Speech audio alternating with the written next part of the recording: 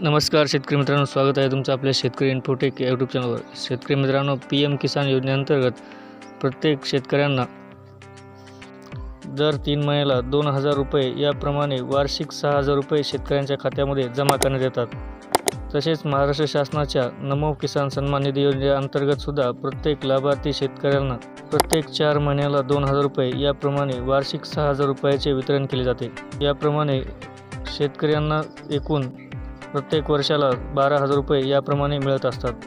मात्र मुख्यमंत्री देवेंद्र फडणवीस यांनी नमो किसान सन्मान निधी योजनेअंतर्गत मिळणाऱ्या निधीमध्ये वाढ करण्याचे संकेत दिले आहेत। यामुळे आता नमो किसान सन्मान निधी योजनेअंतर्गत आता प्रत्येक लाभार्थ्याला 3000 रुपयाची वाढ होण्याची शक्यता आहे। त्यामुळे आता PM किसान आणि नमो किसान सन्मान निधी योजनेअंतर्गत प्रत्येक शेतकऱ्यांना दरवर्षी 15,000 रुपये मिळणार आहेत। याबद्दलची माहिती मिळत असून याबद्दलची घोषणा लवकरच अर्थसंकल्पीय अधिवेशनामध्ये केली जाण्याची शक्यता आहे।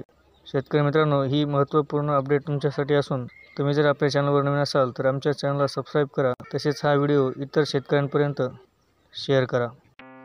लाडक्या बहीण योजनेचा हप्ता मित्रांनो, जानेवारी महिन्यातील हप्ता हा 14 जानेवारी रोजी येणार असून लवकरच नमो किसान सन्मान निधी योजना आणि PM किसान सन्मान निधी योजना यांचे 4000 रुपयाचा एकत्रित हप्ता येण्याची शक्यता आहे।